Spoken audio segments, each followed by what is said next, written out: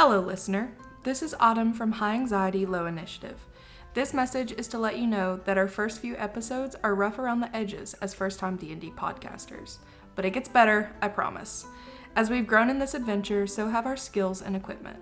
So I'm here to tell you thanks for choosing our podcast, and we hope you will continue listening.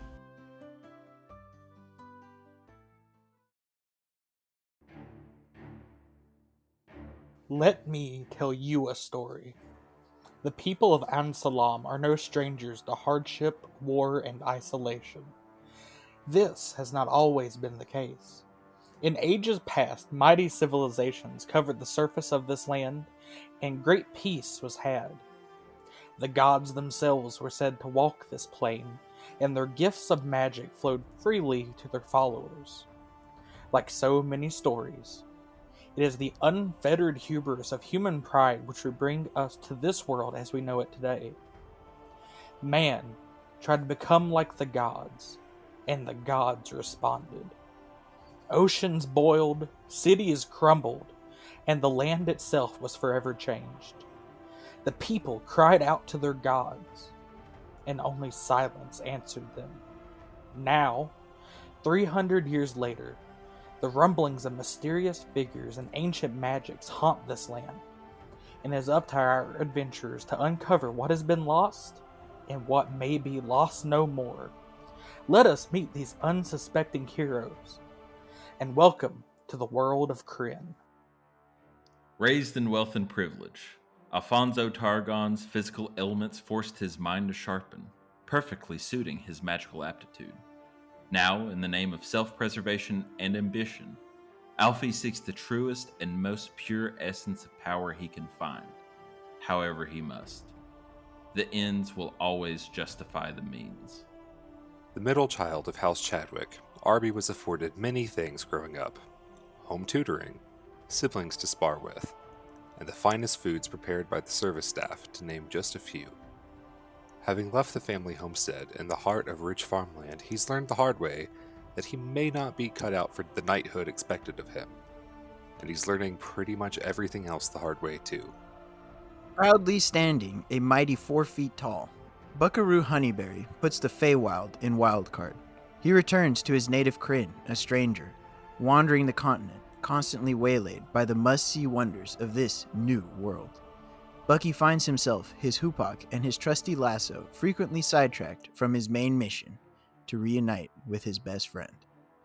Raised in the herring underworld on the streets of Palanthas, Heloise Leonette is now a criminal on the run. A botanical enthusiast and gifted poisoner, she seeks redemption for her life of crime and self-service, as someone once saw enough good in her to save her life. Hoping to repay that unpayable debt to them, she is willing to go wherever the wind blows her in the world, and she's sure there will always be enough poison wherever she goes.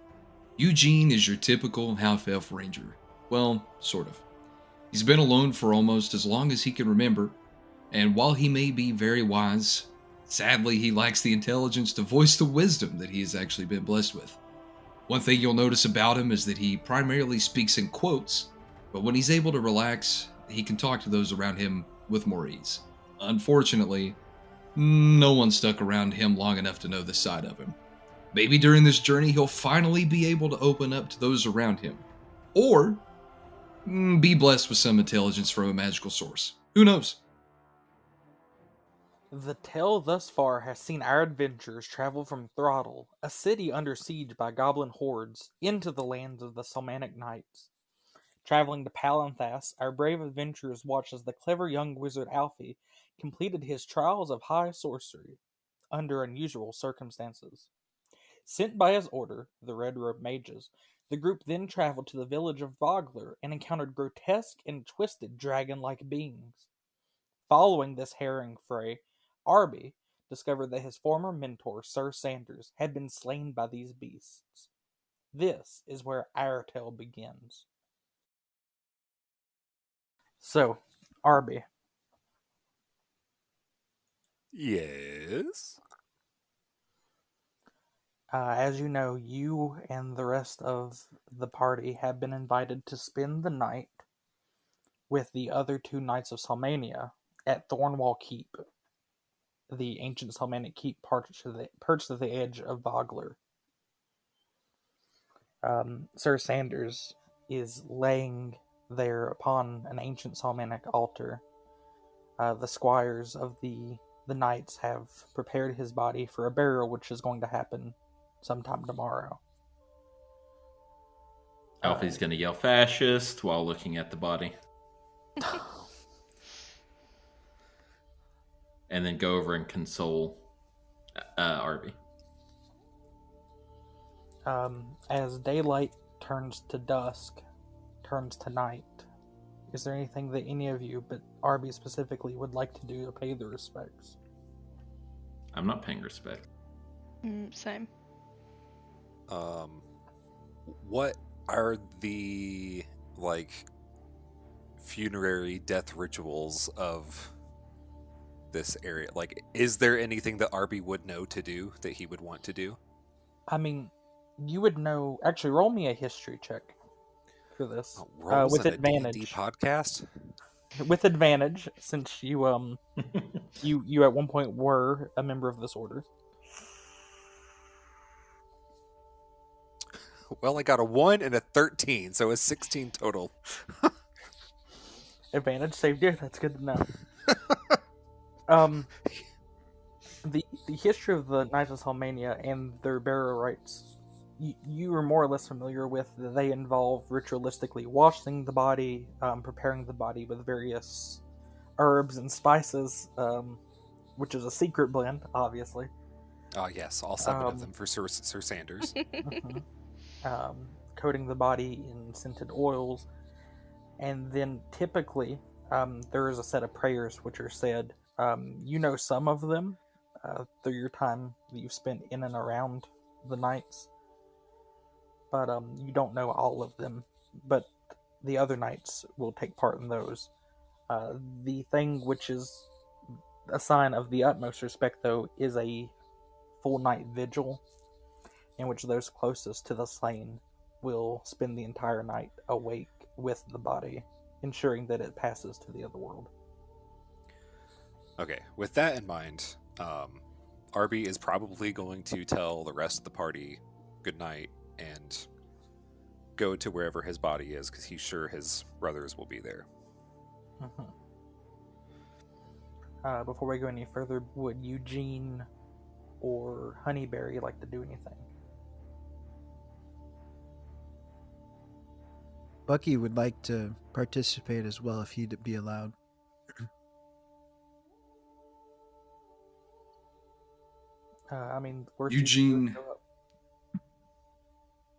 Eugene's gonna walk over to Arby.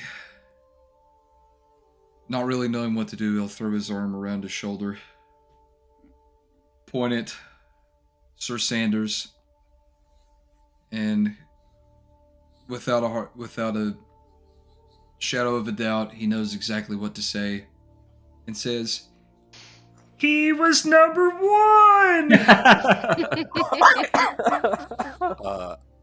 Arby's just gonna reach over and scritch Eugene under his chin and go, he sure was. He sure was number 1. You're correct. Good kitty. I feel like you yelled there, Trey, but you cut out, I think. Just a little bit, probably.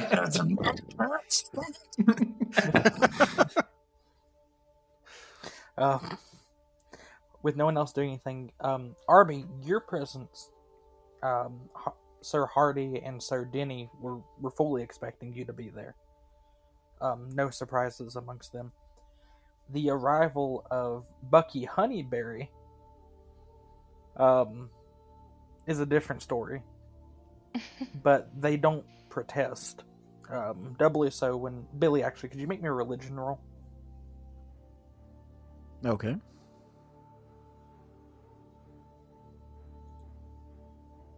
$11. Billy, you know a good chunk of the funeral rites of the Solmanic Knights, having spent time with them in the past. Your language for them, through your thick accent, though, is a little archaic. But your presence there makes Denny well up in tears as the four of you, along with the two squires, stay up in vigil until the dawn rises over the body. Everyone but Arby and Billy will have a long rest, if you haven't already taken one. And Arby and Billy, Arby and Bucky, even though you all have not slept, waves of exhaustion do not come over you on this day. As dawn comes, you begin to hear bells in the town below. Mourning bells, signaling that a funeral is to be held along the river Vengard, which passes through the town of Voggler. Having recovered the horse of Sir Sanders, his body, wrapped now in heavy linen cloth, is draped along the back of the horse and is slowly walked through the town as people gather. Those who are closest to Sir Sanders here in Voggler gather at the docks overlooking the river. There, Sanders' body is laid into a small boat and wrapped in yet another shroud. A musician nearby plays a soft song as Denny, a sir and a knight, steps forward in his ornate Salmanic armor. He pauses, and looking around those gathered, his voice carries clearly across the water to all those who were there. You all knew Sir Sanders as a friend, and there are none else like him. Before he died, he told me this: there should be tales, not tears, for an old scoundrel like me when I pass. Make sure that everyone knows of my stories when I head off into the greatest adventure of them all. Denny then nods, and the villagers carry the boat containing Sir Sanders' body to the dock's edge, pushes it into the water, and lets the boat aflame. Denny then continues. On the eve of this, the Kingfisher Festival, we celebrate you, Sir Sanders. Good travels, until we meet again. ACAB. But with a K instead of a C. Oh my goodness. Alfie, What? he definitely wasn't a bee. Okay, Arby. I'm sorry. Sir Hardy then stands up and says, those who knew Sir Sanders best, and those who knew him not at all, are invited to the funeral reception at the Brass Crab. Refreshments and tales will be served to all those who come. There's a minor acknowledgement amongst the crowd as about 2/3 of them begin heading into the town toward the Brass Crab, which you all have spent a little bit of time in the past. It's actually where you met Eugene for the first time. Yeah, that wasn't the brothel, right? No, Or it was. That was in the city of Throttle. Ah. That is where we met the cat that we suspect is Eugene. Mm-hmm. Gotcha. Right. That you suspect is Eugene. No, we. That you suspect is Eugene, but we are encouraging. We.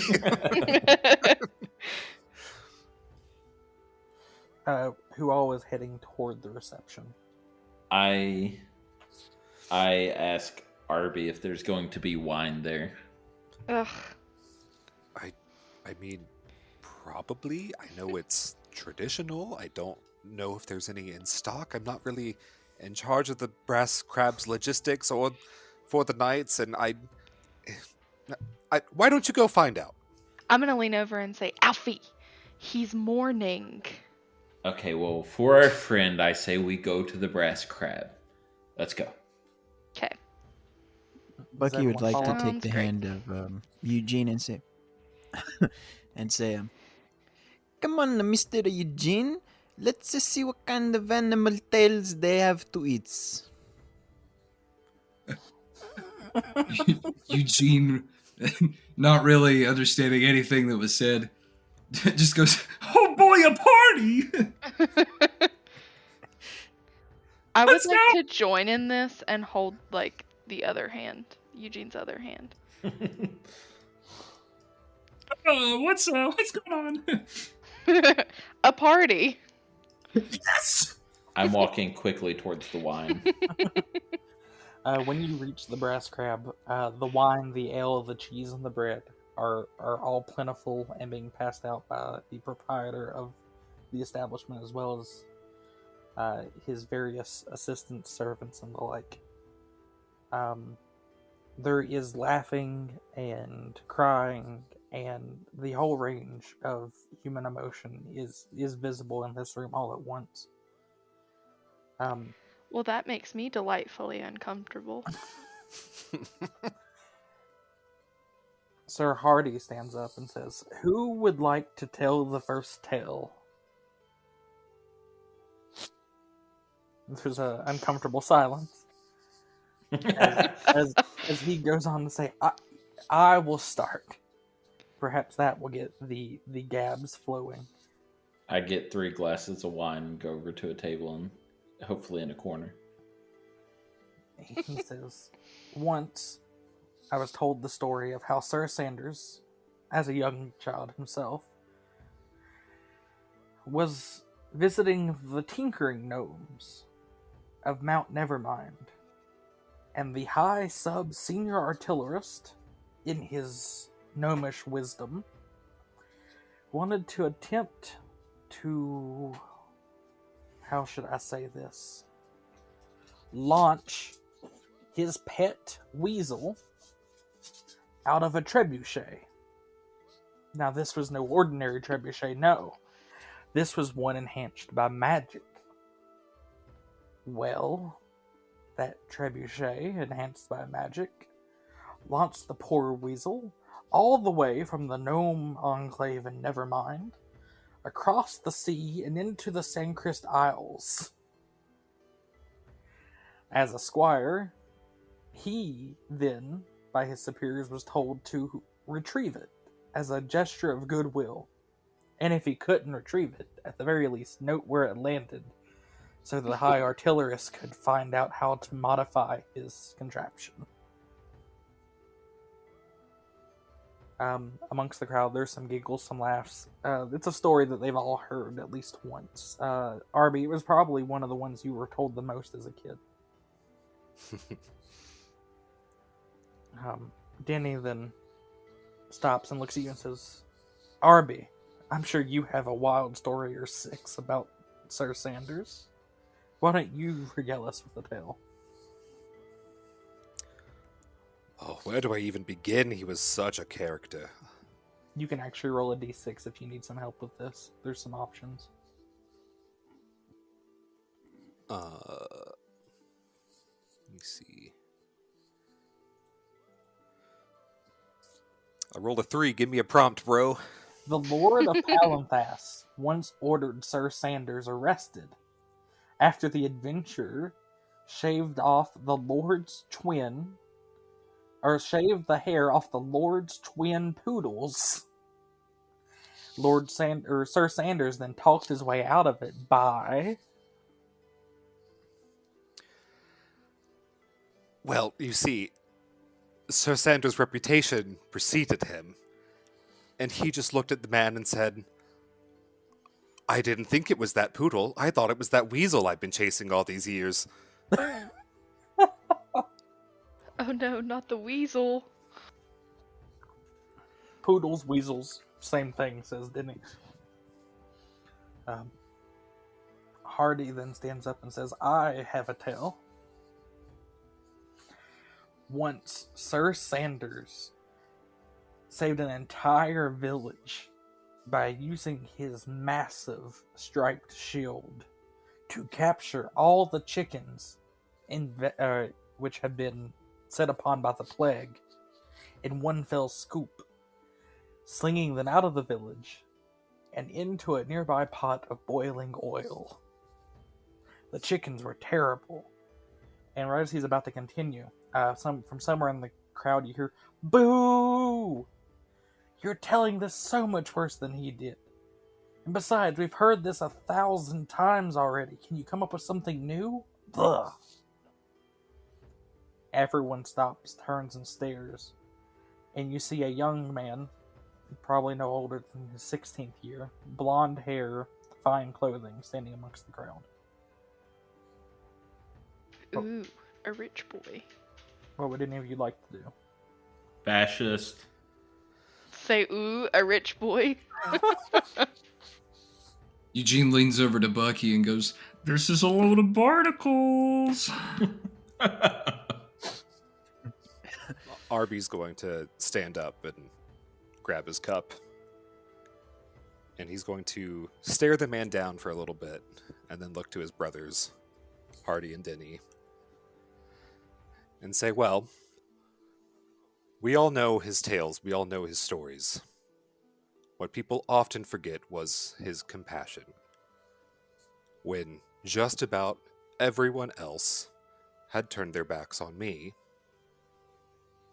he didn't. He chose a kinder approach. He saw me as the person that I am, encouraged me to choose my own path,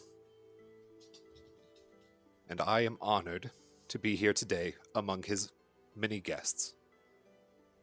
So if that's not good enough for you, perhaps you leave and make your own stories to tell. I say, here, here, and I down my third cup of wine. The crowd cheers you, Arby. They all clapped. It's actually quite boisterous, and I'm not sure if you've ever received a welcome like that anywhere.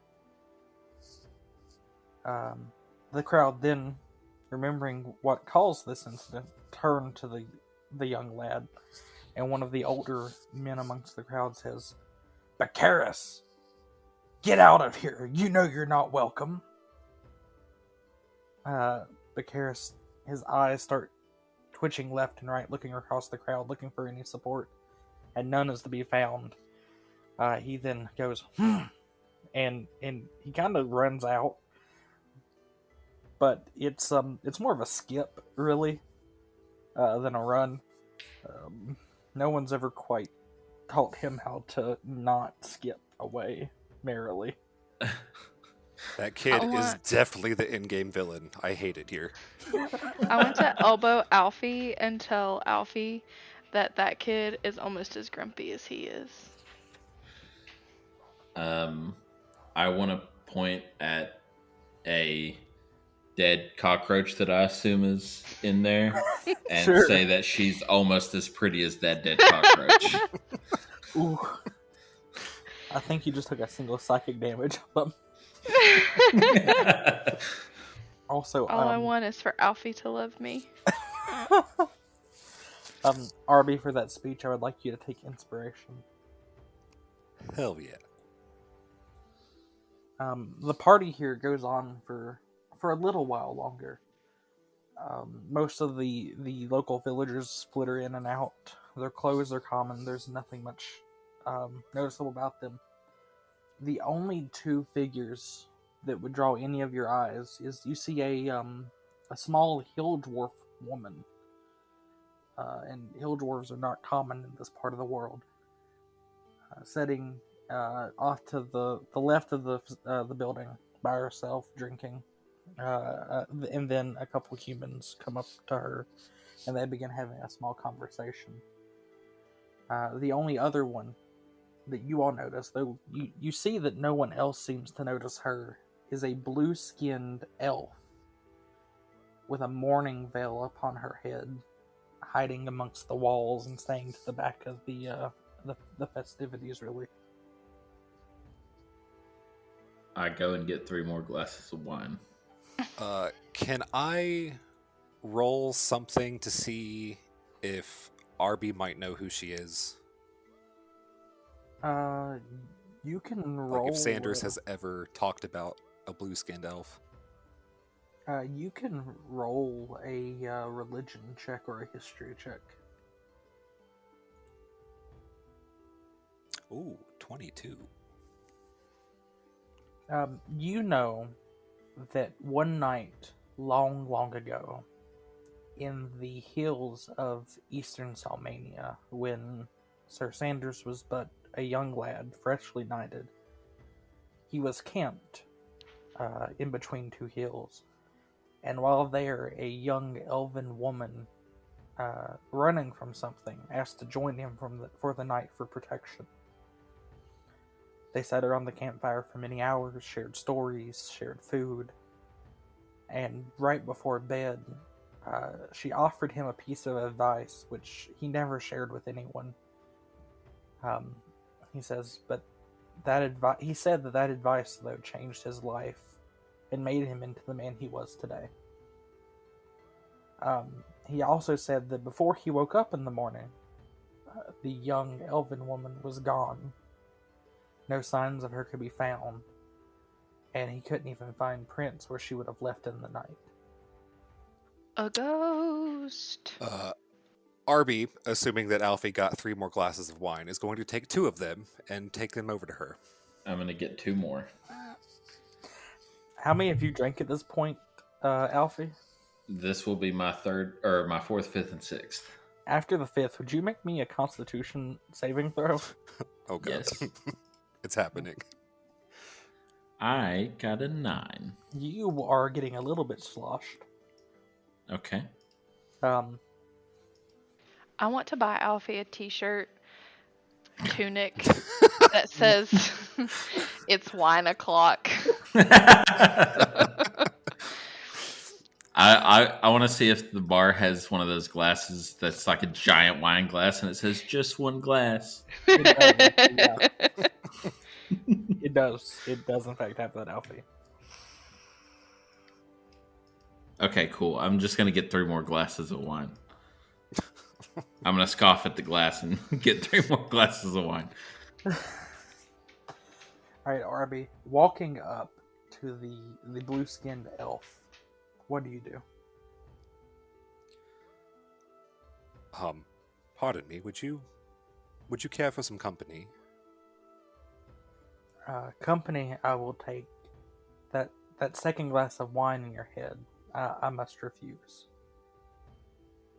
Oh, do you mind me asking why? It's just customary, so I'm trying to become more conscious of the world. She says it's an old elven custom, Sylvanesty. My lips have not touched wine in many years.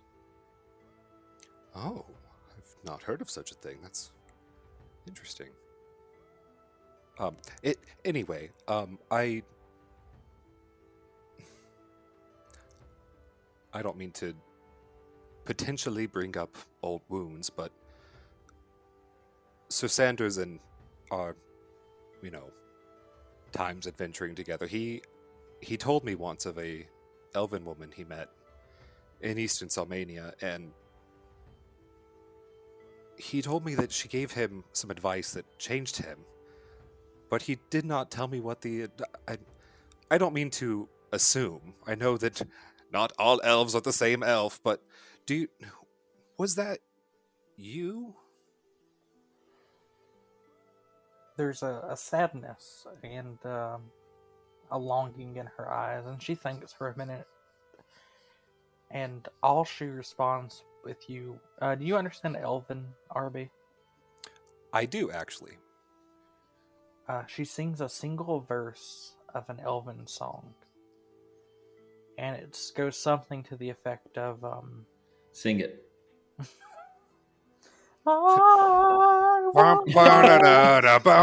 Let's go, girls.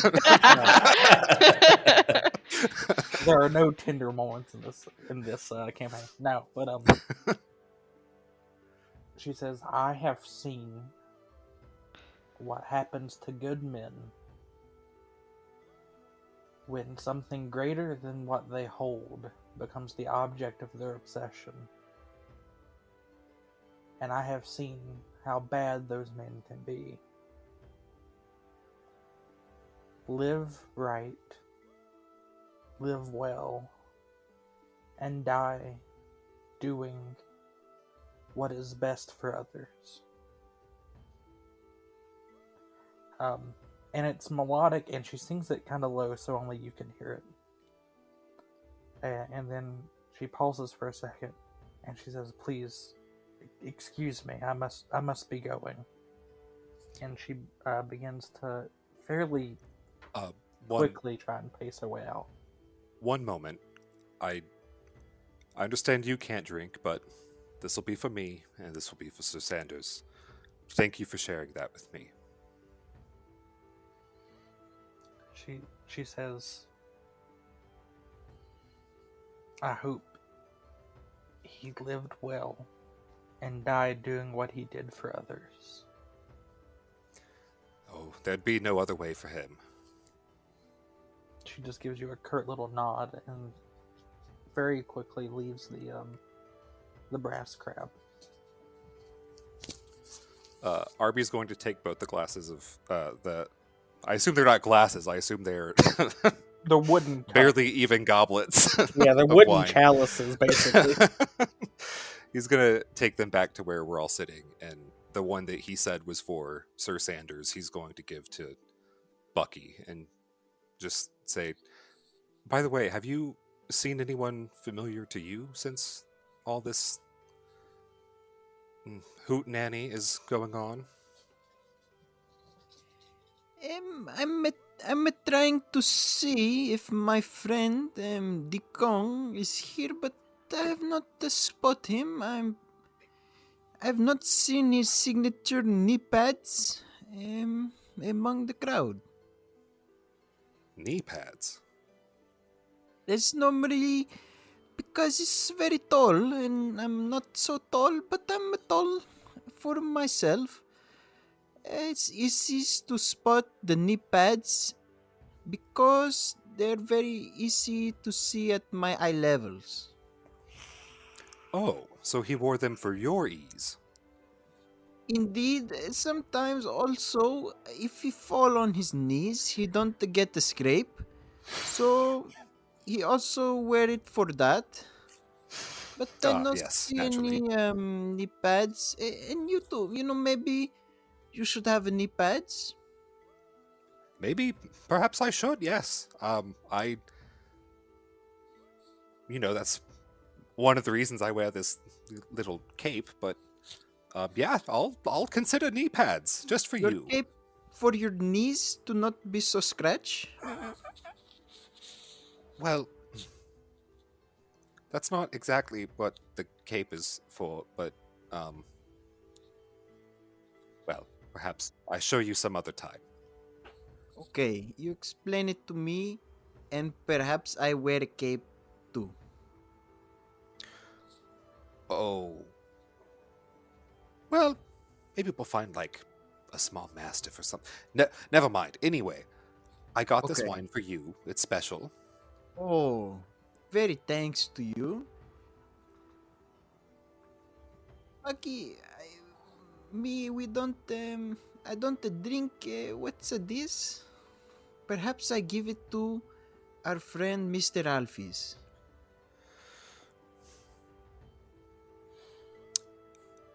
You know what? Do that. Okay. Mr. Alfie? Yoo-hoo! I just drank 3 more glasses, so I'm assuming I'm getting a little bit more drunk. Oh, you were gone by this point. Okay, I raise my head a little bit up off the table. I assume I'm slouched over. Mm-hmm.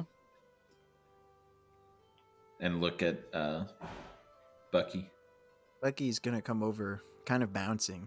Just kind of, that's how he walks. He's a little bit bobbing, a little bit bouncy. Of course, he does spill a little bit of wine on the way over, but I'm not a big wine drinker like you. Perhaps you make sure it do not go to waste. Here is some more wine, just in case you need some more.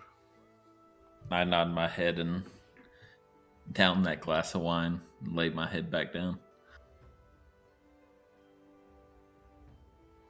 Bucky is gonna collect all, 8 glasses of wine, and try to bring them to wherever the kitchen is where they're cleaning up these glasses.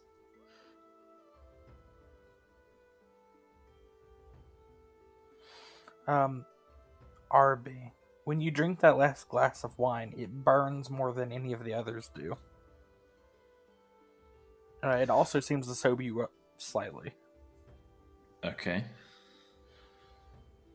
But otherwise, nothing. Arby or Alfie? Or, sorry, Alfie. Oh, I assumed it was me because I was drinking a lot of wine. I'm going to hate myself a little bit for drinking so much as usual. And I'm going to go over and get some bread to try to suck up some of the wine in my belly. It definitely helps. A little bit of bread.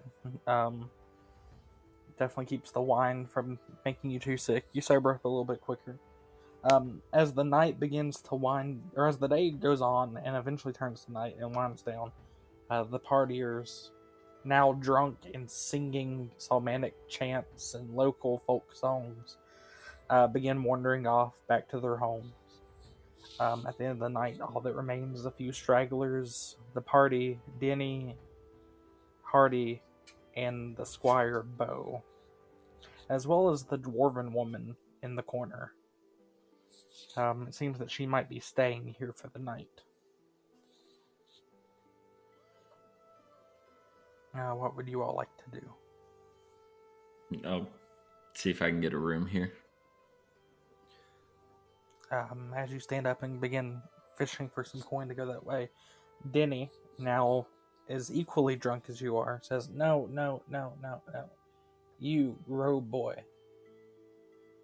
you're staying with us tonight.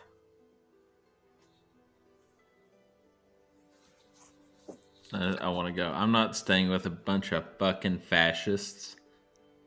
What did you say to me? And he tries to pull a sword, he hits the table, and he just falls over. I drunkenly stagger to and say, fucking fascists. Make me an athletics check. Okay. I have a -1. Oh, lovely. I rolled a 4, so 3.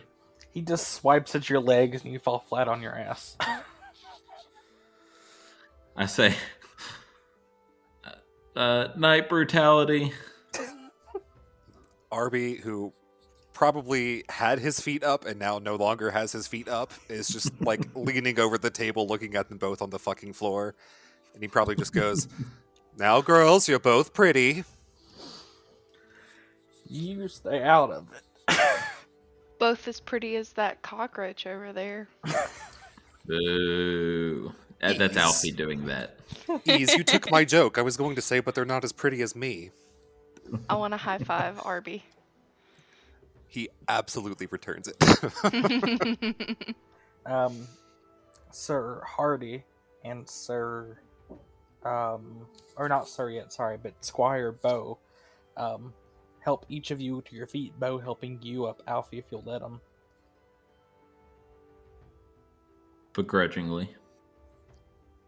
He says, look, tonight is not a night, Beau says this, tonight is not a night for conflict. Tonight is in memory of Sir Sanders and the brave acts you took to recover him. Please, join us in Thornwall Keep for the night.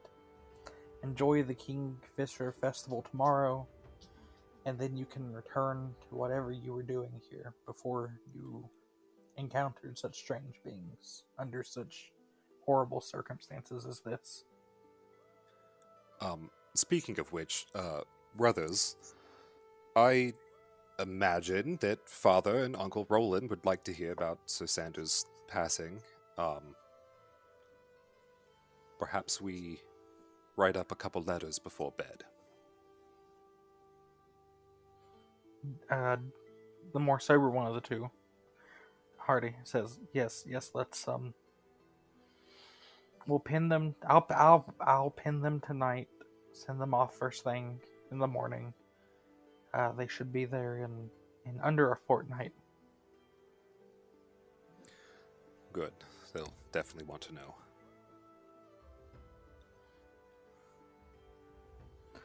Um, Alfie, do you accept this peace treaty for the night? For now, yes. I will. If you have wine there, yes. Enough to drown you twice over, says Bo. I nod. Well, he's a wizard. He floats. Bo, Can you this do was some for you. floating right now, Mr. Wizard? I want to try to drunkenly do that thing where, like, you angle away from them and then just push one of your feet. I want to do that. Make me an acrobatics check with disadvantage for being drunk as a skunk. Acrobatics. Yeah. Or sleight of hand, whichever's higher. Okay, well, they're both at -1, so 10. You do it, and Bo looks at you with amazement for a second, then realizes what you're doing and says, yep, real magical. It looks like he's swimming already. Returning to the Thornwall Keep for the night. Does anyone want to do anything before you get arrested? Yeah, I took that, like the poison from the glands of those weird dragon things. You did, yes. So I would like to study that as much as I can. Alright, make me a intelligence check, and then add your proficiency modifier as well.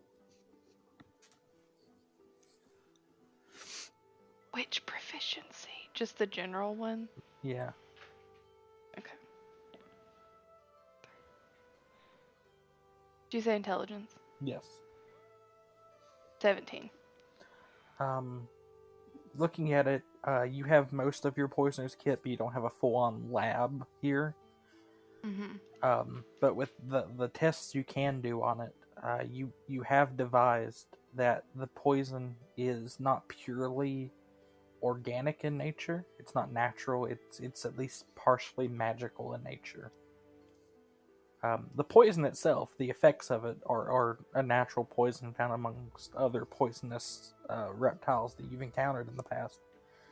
But the way that it travels the bloodstream or interacts with blood is not natural. It's almost there's some kind of magical effect which happens when it comes into contact with organic matter. Interesting. Thank you. Mm-hmm. I imagine at some point in the evening, Arby finds some blunted training swords, and he is going to track down Bo and see if he can get Bo one-on-one somewhere. Bo is mostly sober, like you are. And you actually catch him cleaning up the area. He's pulling out boxes from the bottom layer of Thornwall Keep to the second layer, and in them are various decorations and baubles for the Kingfisher Festival. He says, "I'll make you a deal. I spar with you. If I win, you help me decorate. If you win, I'll do whatever you ask." Bo, I like where your head's at, but this isn't about competition. I'm going to offer you something else. No? Come out with me, let me show you a couple things, and I'll help you either way. He sticks out his hand. You've got a deal. So, as we're walking out to the yard, I'm asking him, like, which one of my brothers does he squire under? How often does he train? What does he like to use as far as his weaponry? He says that technically he is the older brother's squire. Um, which one is that again? Arby? Well, they're twins, but Hardy is older. That one. And he never lets Bo forget it. Or Denny, for that matter. He says Yep, that sounds about right. He says that recently there hasn't been a lot of training really going on with all the work here, but he tries to spar with some of the town militia at least twice a week. And if he can get Denny or Hardy to do so, he'll try and spar with them at least once a week, but it's few and far between. They treat him all right, he says. He likes it well enough here. He says that he feels like he's been squiring for too long. Yes, I had the same issue. You could say I left differences of opinion, differences of opinion of myself, really. But nevertheless, if you want to really impress them, here's what you need to know. Hardy, strong as a fucking ox. Big, bulky, not that fast. That's why Denny's the fast one. But he got thrown from a horse at a very young age. Look out for his left hip. If you can keep on his left side, you'll have him down in no time at all. Denny, on the other hand, he likes two blades for a reason. His right wrist is weak. With that in mind, what are you going to do about it? He takes the training sword, the practice when you give him, and he feints to the left before cutting back quickly and striking you on the right wrist of your hand, or on your right wrist. Ah, there you go. Quick learner. You definitely don't deserve to be a squire anymore. He says, I've been squiring here for 7 years. And you know that the average length of a squiredom for a Psalmatic Knight is typically 4 to 6. He says he's not sure why they won't send him off to become a full-fledged knight, but I'm sure they have their reasons. It's just frustrating sometimes, you know. It is a very political environment, and I'm sorry that you're caught up in it. I hope that you took the words said tonight about Sir Sanders to heart. He was the mentor of all three of us, really, and fought alongside our father and our uncle, and you know, people will try to shame you for finding your own path, but if this path isn't for you, don't let them make it for you. But at the same time, recognize the good you can do here. Even as a squire for 7... You're the one putting up decorations. You're the one putting smiles on the entire village's face tomorrow. Well, you and me now. He chuckles a little bit and says, you know, maybe you're right. Maybe there has to be something to the words you say. You said Sir Sanders showed you kindness. What did you mean by that? Well, when I was in your shoes and quite fed up with my own squireship, he, much more gently than the rest of the order, convinced me to find my own path.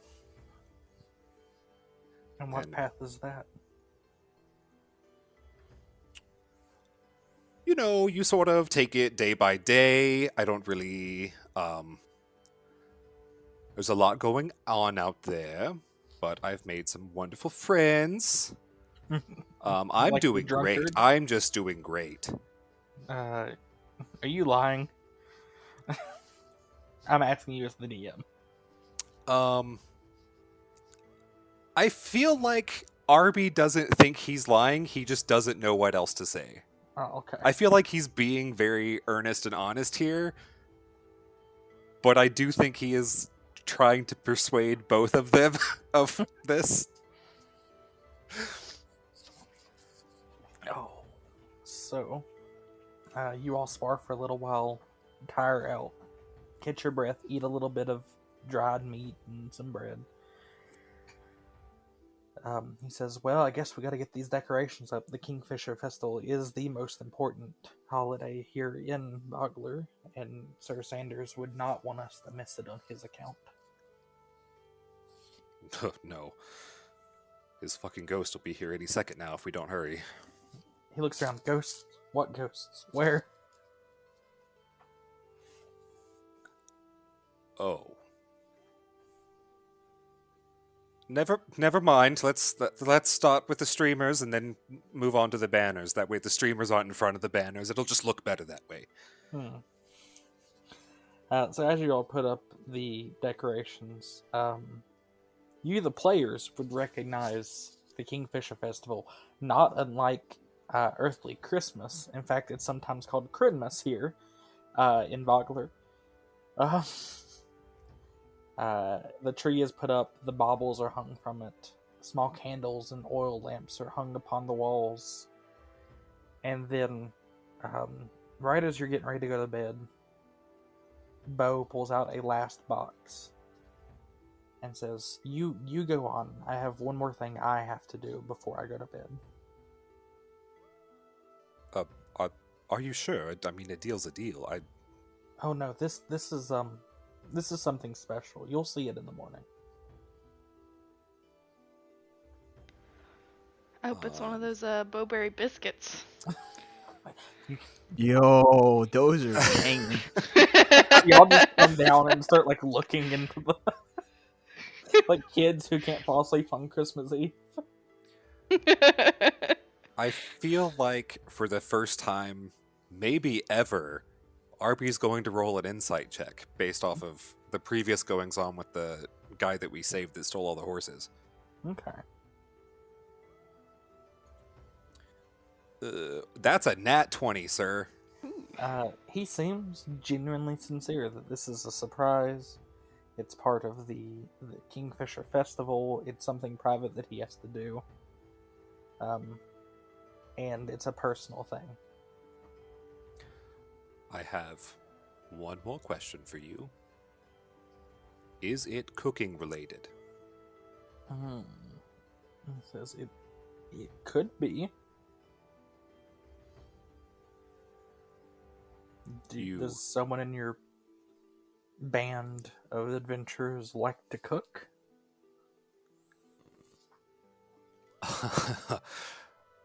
Sir, you are looking at the finest cook of House Chadwick himself. Oh, good. Then I'll keep. How do you think Hardy got so porky? I just assumed it was all the wine he drank. No, that's what killed his brain cells. He didn't have many of those to begin with. Ah, you have squired for him for a very long time. He says, now go on. You'll see in the morning. I promise it's worth the wait. Well, fair enough. But remember, lemon and honey do fucking wonders. Now, good night. Don't work too hard. Alright. As you all go to bed, you wake up the next morning to the smell of bacon and sausage and the sizzling of frying eggs and the wafting smell of fresh baked Bowberry biscuits. Bowberry biscuits! I would assume with that response that Heloise would be the first down the stairs. Oh yeah, Heloise is already down the stairs. She grew up on the streets. She likes food. There is a massive table set with all the food you can think of. Special treats, roasted meats, breakfast items. It's a veritable feast for Krynnmas. The Kingfisher Festival here. You then notice, looking around the room, the entire thing has been decorated. The tree, the stockings are hung by the chimney with care. With care. And underneath the tree, you see 7 wrapped parcels in various sizes. Ooh, presents.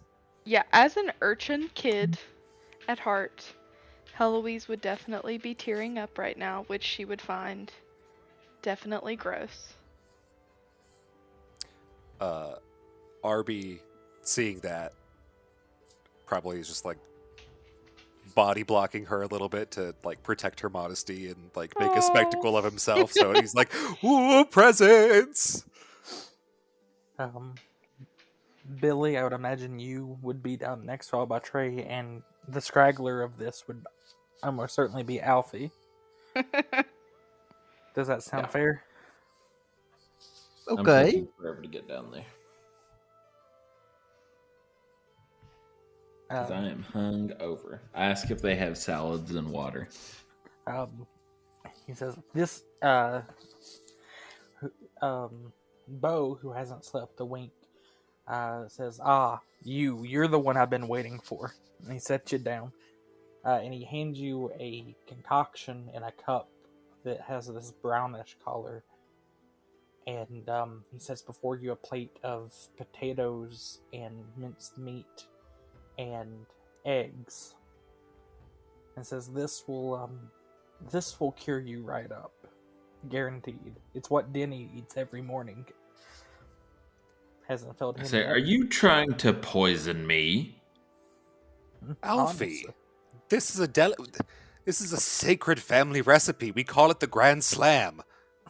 At the mention of poison, Heloise is over there taste testing his food for him. Because she wants Alfie to love her. I want to smack it out of her hands before she tastes it and call her an idiot. Eugene just, with a mouthful of food, slowly leans down to his plate and goes, makes the and like No. puts it all back on the plate. Bo says, no, eat it. It's not poison. No poison. You're okay. Good Oh kitty. no, the kitty cat ate too fast. I'm not a cat. Furball. That's all you can say. Oh, he also Told mentioned. you to stop feeding him canned food. He also mentions, you forgot the pickles. Oh, God. Oh, Lord, help me. Bo says, so, I hope you don't mind. I've been asking around and doing a little digging, and, well, I've got you all presents I think you would like. I hope that you find them to your liking. Who And would I'm like to go crying first? again. Who would like to I go can't, first? I'm crying. Okay. I don't Bo. think Bucky could control himself, so he might already be opening. Yeah, his I feel like Yeah. Bucky's already opened his. What this? So you go over at the tree and you find the one that says Bucky on it. What do you do? It's for me. It is for you. Okay, one pull, he's gonna manage to unwrap everything. He's gonna like shake it once, and like all the wrapper comes out. Bucky It goes folds into a itself- rage. He's holding whatever was wrapped in one hand and all the wrapping in the other hand. It folds itself neatly on pile. Yeah. So you open the box, and Bucky, for you, inside of the box is a small 6-inch carved statuette of a Salmanic knight with knee pads. And on one of the foot, it says Bucky on it. And on the other foot, it has the name of the knight you're looking for. Bucky's gonna run up to Alfie and say, "Mr. Alfison, please help me. My friend Deacon, he turned into a small statue. Help him turn into back a real person." I say, first of all, Bucky, in this group, we don't take gifts from fascists. Second of all, I don't believe that's your friend. How do you know He- that? You know this how? Well, I can't be sure because magic Very is a good. You thing. can't be sure. So turn him back. Just because I'm not sure doesn't mean I'm not right. Okay, so He is not your friend, Bucky. Hearing, Bucky, did you have something else? No. You can go ahead. Oh, Okay. sorry. There's too many Y's in this. Arby, Bucky, Alfie. Alfie isn't even spelt with a Y. They're all our nicknames I too. know, but They're it not ends even our with that names. sound. So hearing him say, like, we don't take presents from fascists, Arby's going to swagger over, get Alfie's gift, and drop it on the table directly in front of him. How do I know there isn't ricin in this? Do you? How do you know it's not more wine? I could test it for poison. No. You fool. They're trying to kill us. You know, I know Ease, it's an Bo. old trick, but sometimes in the wrapping paper itself, there's poison. Maybe you should take a large sample. I certainly will unwrap that gift, Arby. Bo just says it's nothing too expensive or extravagant, but I think you'll actually like it if you open it, Alfie.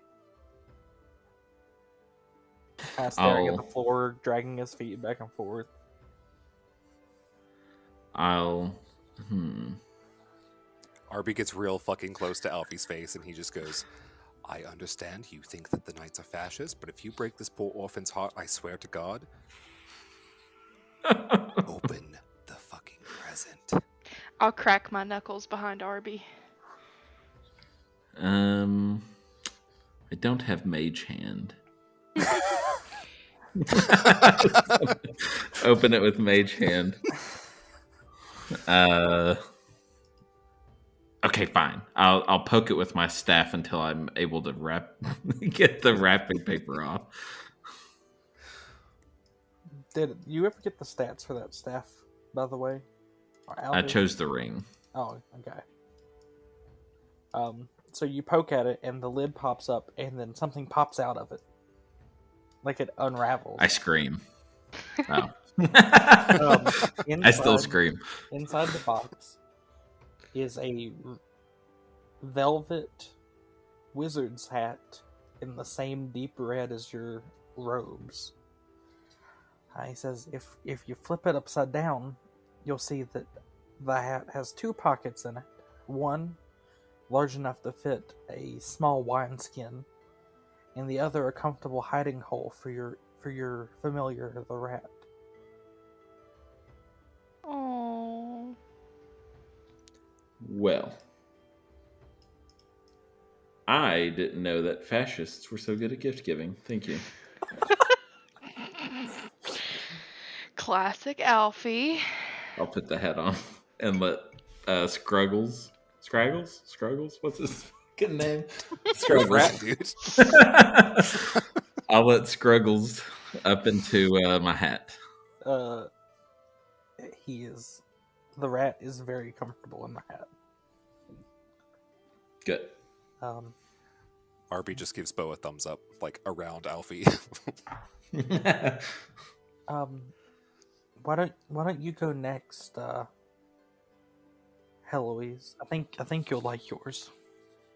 Heloise has a mouthful of bowberry biscuit, and she's going to unwrap her gift with bowberry biscuit in her mouth. It's like hanging out of her mouth, like half of it. Inside, I'm waiting for the Constitution save when you choke and die. He says, now, your gift may look a little unassuming right now, but with some love and care, I think it'll be perfect for you. Inside is a small clay pot. You can tell it's recently been seeded with something and watered. He says, if you keep this in a dark place and keep it wet, a spore will grow out of it. A fungus, which, if properly distilled and extracted into a liquid of vinegar solution. He says, not only will it poison whoever drinks it or gets cut by a blade or pierced by an arrow by it, it will temporarily turn the blood which passes through the wound or out of their body a luminescent color so you can track them. What a beautiful mushy. Heloise is crying again. He got you a toadstool. That's so nice. I tell her to get a grip. Eugene says, Bo, how's breakfast? With a mouthful of food, all he can manage to say is, it's so good. Any more? He says, actually, that's one of the things I've gotten you, and he hands you a box.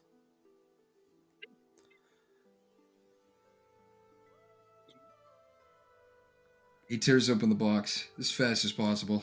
I'm just imagining you take your hand and you push it through the cardboard and just rip the chunk of cardboard out. I mean, that can happen too. Inside the box, you find a whole bunch of leaves. What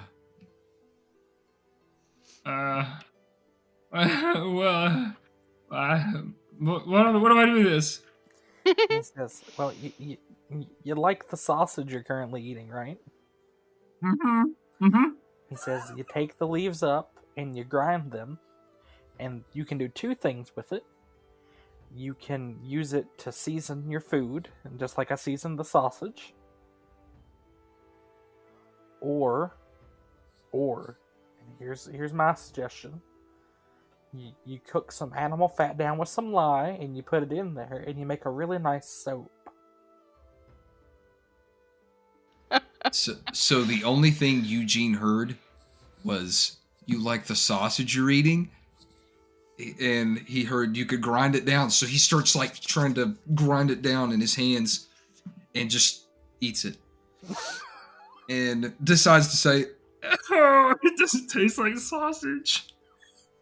No. It's not good. You add it to the sausage.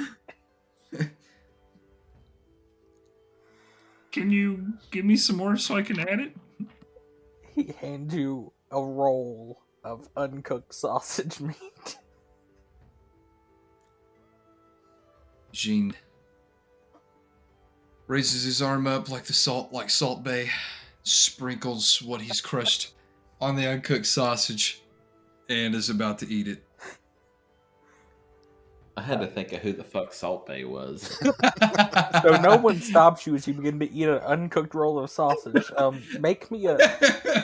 Please make me a Constitution saving throw versus trichinosis. Here we go. All right. Even Let's did his hope. homework. He knew he was gonna eat it. Let's see. All right. That is an 18. I mean, you don't get gut worms, so congratulations. It doesn't actually taste bad. It tastes pretty good. Interesting. Bo looks at you, Arby, and says, "Is he always going to be like this?" Yes. I am afraid I might have to deworm him now. He says, "I hope you don't mind, everyone, but I bought Arby two gifts." But two? I knew the fascism was coming at some point. Well, Alfie, bought's the how wrong is this word. fascism?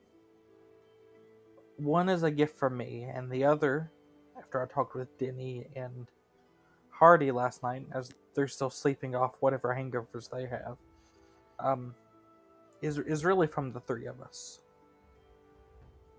My brothers got me a gift.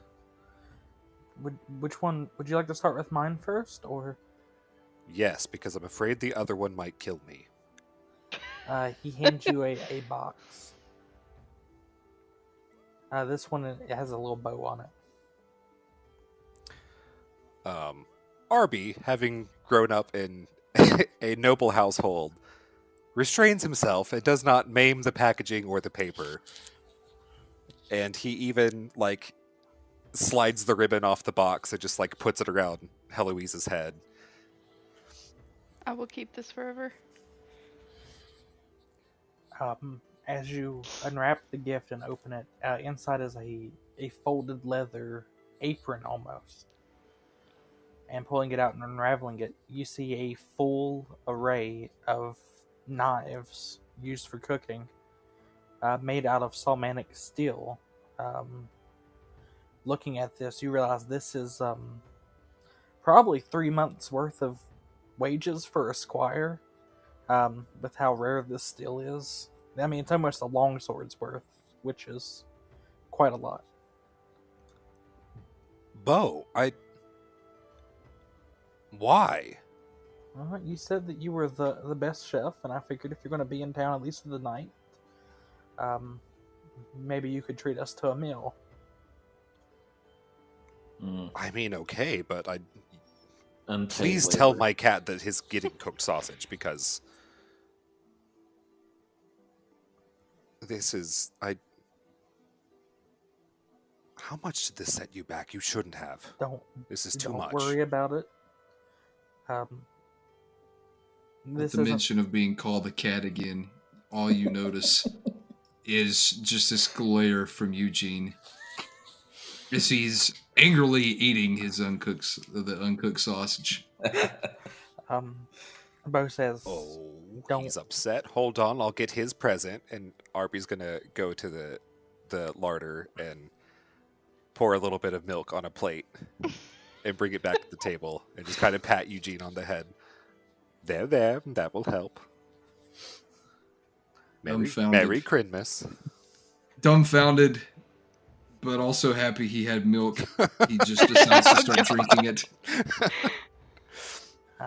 Bo says, there we go. Look, the words you gave me last night, this does not begin to repay what you said. But it's a start. Well, I hope that my brothers and I, and now you, can live up to Sir Sanders' legacy. He's definitely an inspiration worth maintaining. Speaking of Sir Sanders and your brothers, I'm certainly not going to wait for them to wake up for this, but and he goes and pulls out a very large wooden box. Is Sir Sanders in there? That's exactly what I was thinking. It's the immolated dwarf from Sir Sanders. Is it Arby shaped? He says, go ahead and open it. He hands you a crowbar. Oh my gosh. Jesus Christ. Okay, listen, I ready a spell. I know I was worried about them hurting me. I didn't think the gift would be for after they're done hurting me. Why? What? Do I even ready want fireball. To know? Just open it. You'll see. Oh, God. Okay.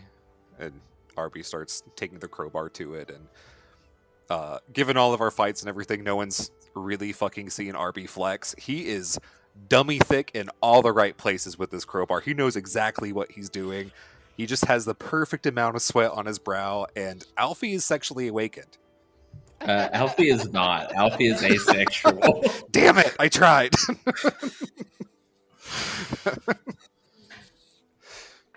Close one, though. Almost there. Opening it, setting on top a bed of some very fine straw, you see the striped shield of Sir Sanders.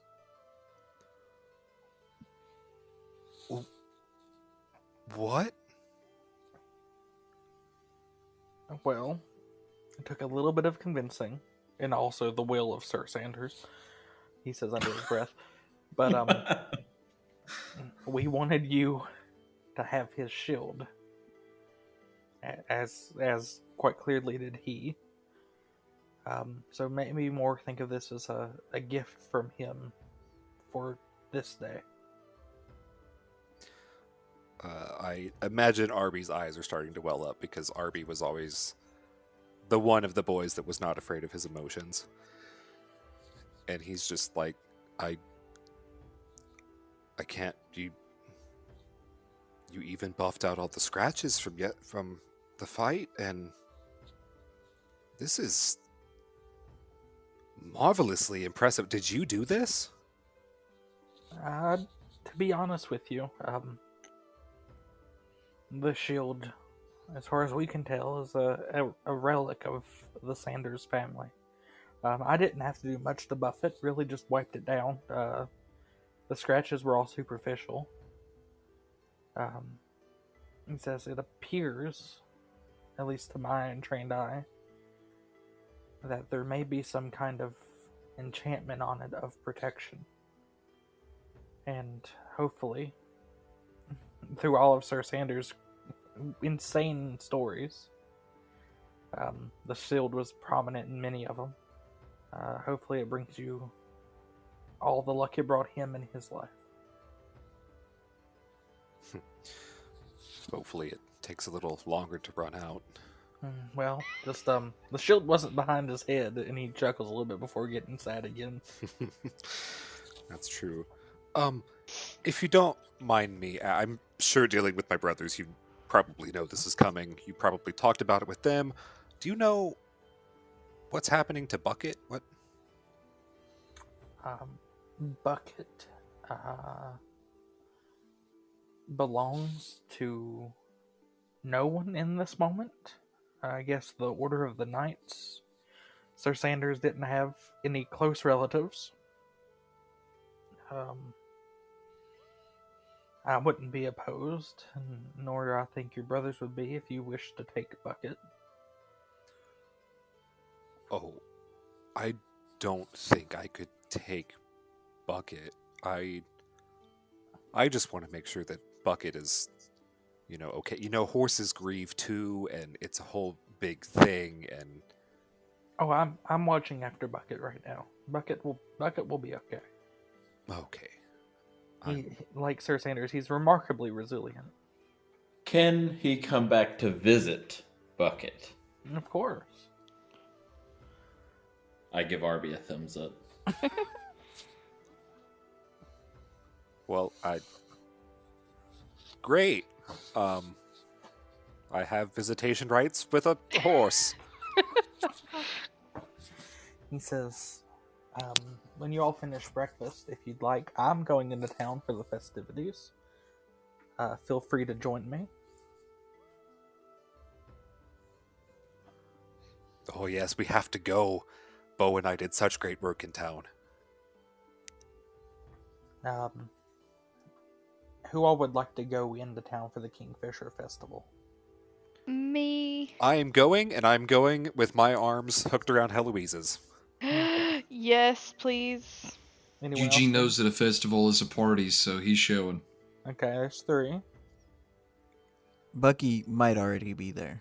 Bucky left after opening Yeah. the gift. Well, all that leaves is the sourpuss himself, Alfie. Sourpuss. He is quite sourpussy. Yes, Alfie is going. Sporting your fancy new hat. Maybe. Oh, for out-of-game statistics, there, Arby, it is a +1 shield. Okay, I figured you wouldn't give me anything higher than a +1 on it. Well, the campaign wouldn't anyway. I might. Yeah. As you all walk down, Bo starts telling you more about the festival. He says, well, there's really only 2 main events that happen. There's the High Hill Battle Reenactment, and there's the Fish Catch. You can do one, the other, or both. Otherwise, there's going to be music and drinking and foods and crafts for sale. And oh, and just to make sure that everyone can buy themselves a little trinket, he hands out little bags. They each have 10 steel pieces in them.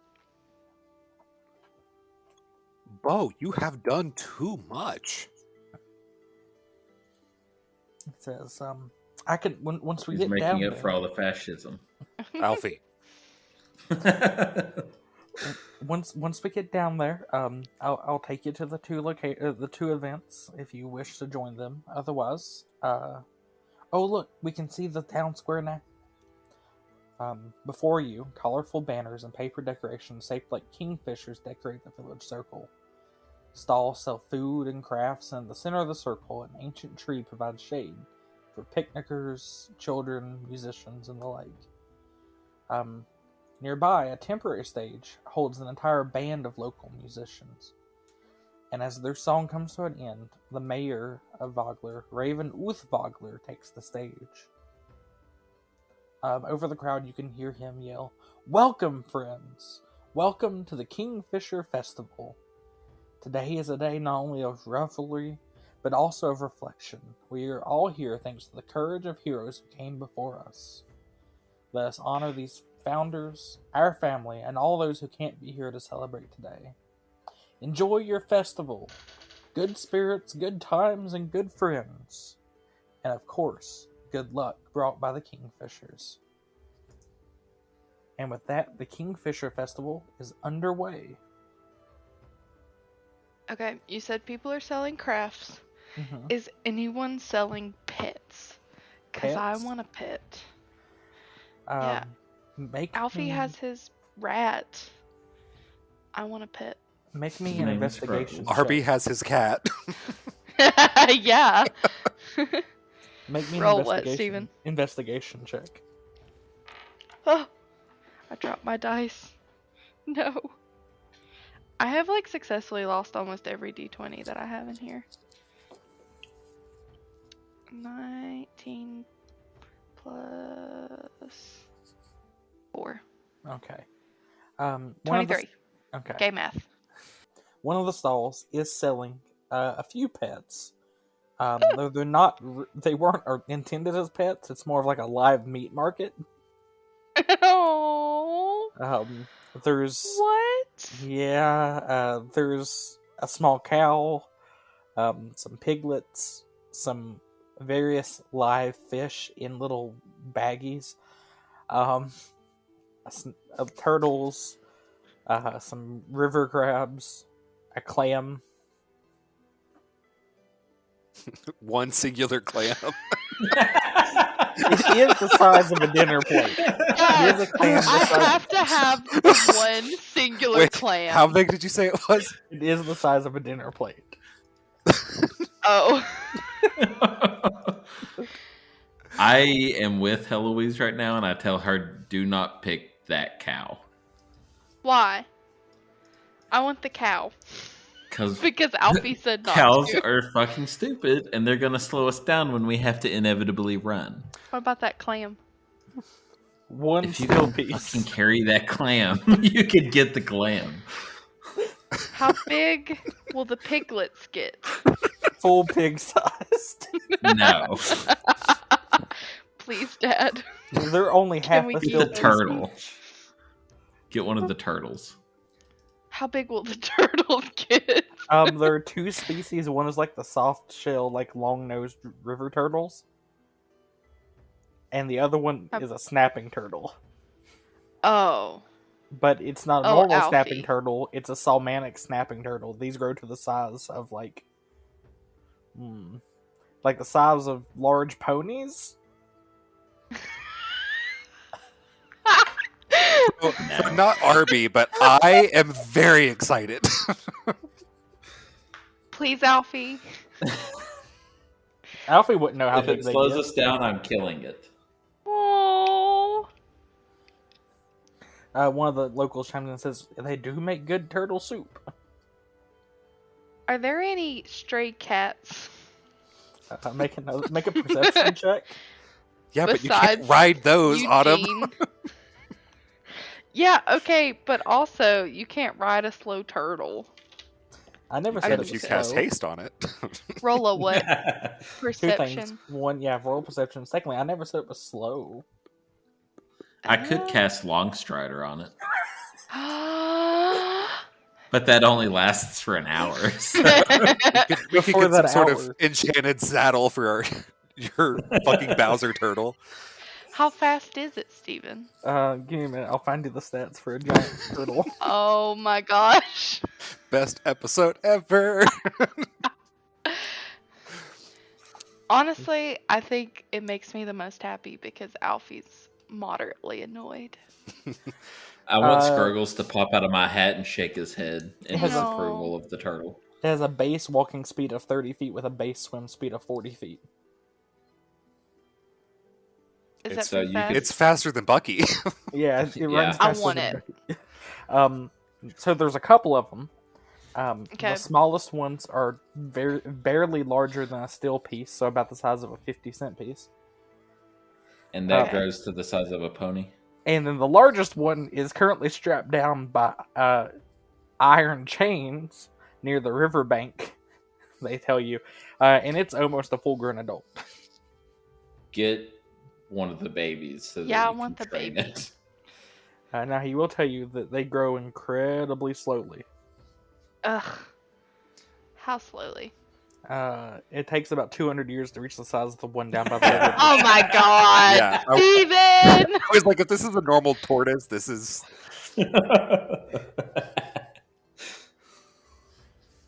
We'll just throw it wherever Bucky came from.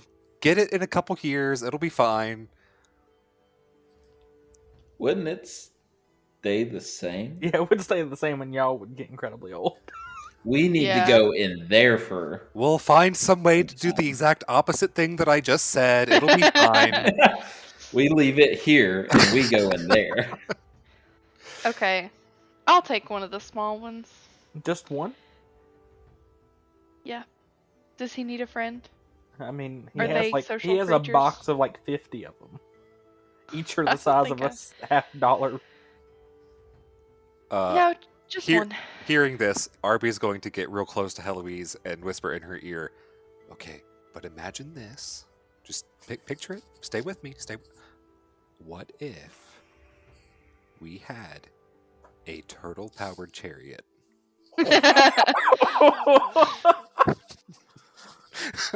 Like of the mini turtles?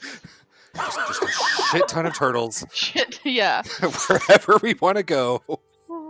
Please get at least In 12 200 of them. years. The I 12 for a just want steel one. piece. Oh. I just want one. Okay, we have to clip a steel piece for 1/12 of it. Okay. Alright, he hands you one turtle. He says this one's name is Dasher. No, his name is Frog now. No, he bites you on the finger when you say that. Okay. Dasher Frog. No, he bites you again. Fine. He says, and this is Dancer, Does it bite and this even is harder that Prancer, time? and this is Vixen, this is Comet and Cupid, and Donder and Blitzen. Okay, I'll keep Dasher. And what about the one with the red nose? No. Oh, It looks so sickly. that one's Maybe you should special. buy that one, Arby. Maybe I should. Maybe you should. Maybe we should all get a turtle. Maybe. Pass. We could all have matching turtles. Come on, Alfie. No. Matching turtle. No.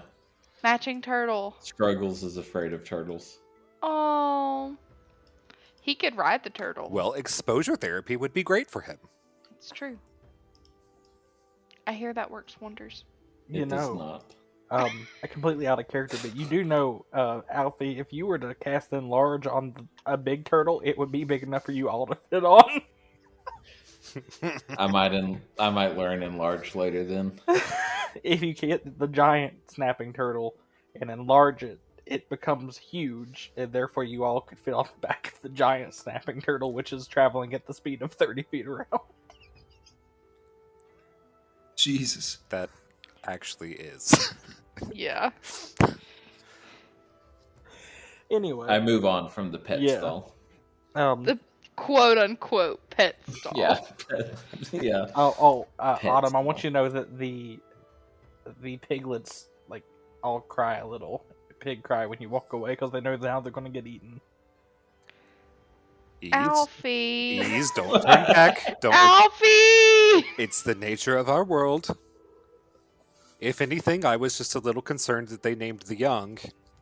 Like, that's kind of morbid. I mean, we did it at home, but it's a little different. They're not a fucking meat market. Anyway, don't worry about the pigs. They'll be okay. They'll find a nice home.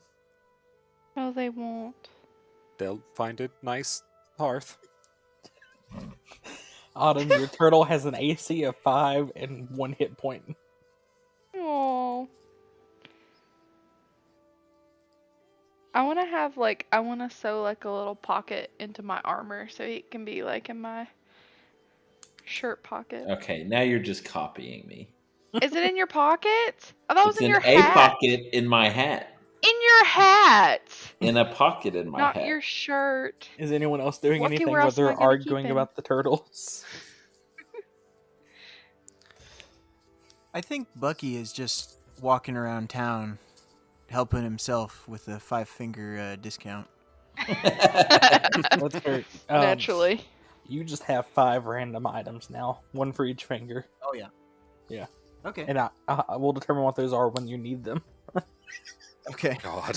Yes. Excellent. Your own Christmas present.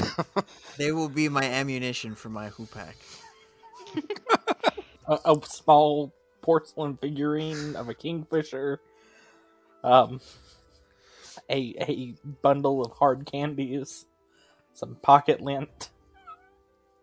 A doily. And a tiny bow and arrow. Like 2-year-old size. Okay. One day that turtle's going to inherit that bow and arrow.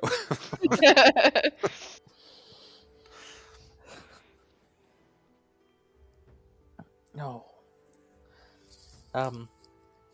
So would anyone here like to take part in or any other stalls around the town square? Is there any stalls sell? Well, probably not. You're not going to find magical ingredients or anything like that, but you might find things that are incidentally magical ingredients. You might find the magic of the season. I snarl and keep walking. That's definitely not it, Alfie. We'll work on it, though. I will look around for things that are like incidentally. All right, make me an investigation check.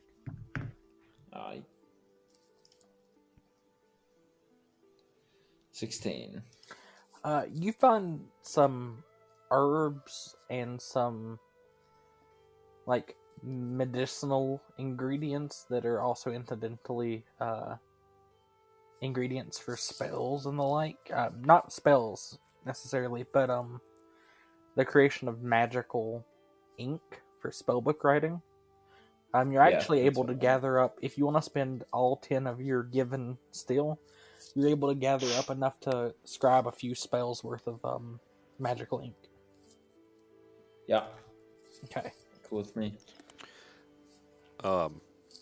Arby, in his current quest to ungrump Alfie, I imagine he would have gone with him and is also looking through ingredients to find really nice ingredients for some sort of nice whole roasted pheasant or grilled partridge with like a lingonberry sauce, or he's looking for good things to make dinner back at the keep tonight.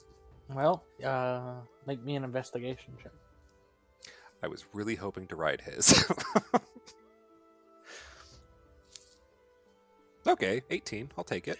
You find the perfect ingredients to do whole roasted suckling pig with a ratatouille and a nice brown sugar glaze for the outside of the pig. Yeah, Arby fucks with that. So you go back and get one of the piglets from the live meat market? Yeah, I will like.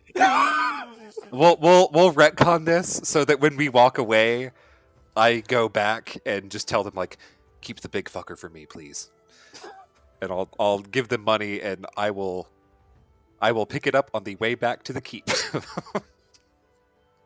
Okay. Eugene, you want to do anything? I think Eugene's just content with everything that's happening around him. Okay. Nothing catches his eye. He's simple. All right.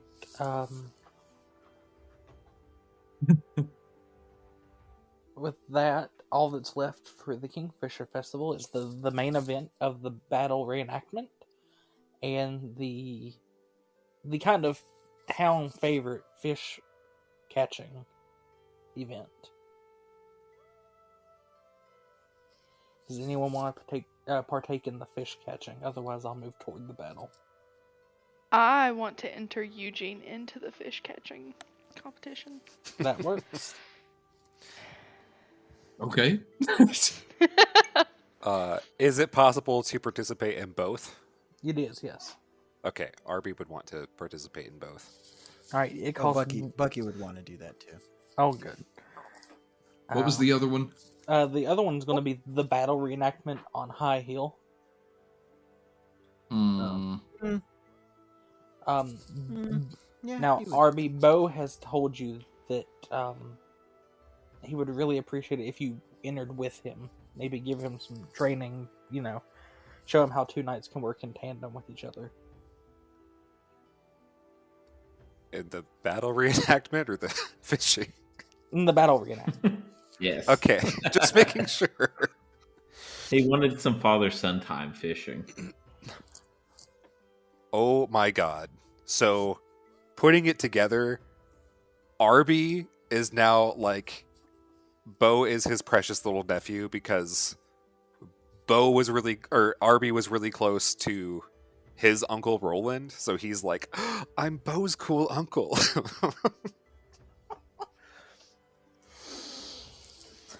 Alright, so everyone who's entering the fishing competition, you hear the announcement from the main stage. It's time to find out who among us, Kingfisher, Fisherfolk, is the Fisher King. There's some kind of groans at this wordplay, and all the contestants, of which there is, the four of you all? Eugene,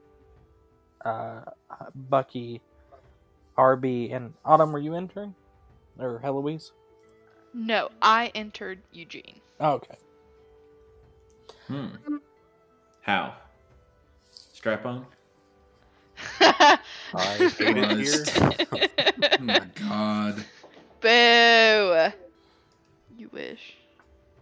I wish you entered Eugene with the strap on. Probably. What is it? He who smelt it dealt it. That logic applies.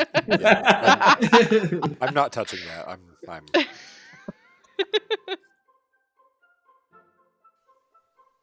Hey everyone, DM Steven here. We just wanted to say thank you from the entire High Anxiety crew for tuning in this week. If you like what we're doing and want to see more in the future, subscribe to the podcast, give us a follow on social media, and check out the individual projects of our members. All links will be in the show notes below.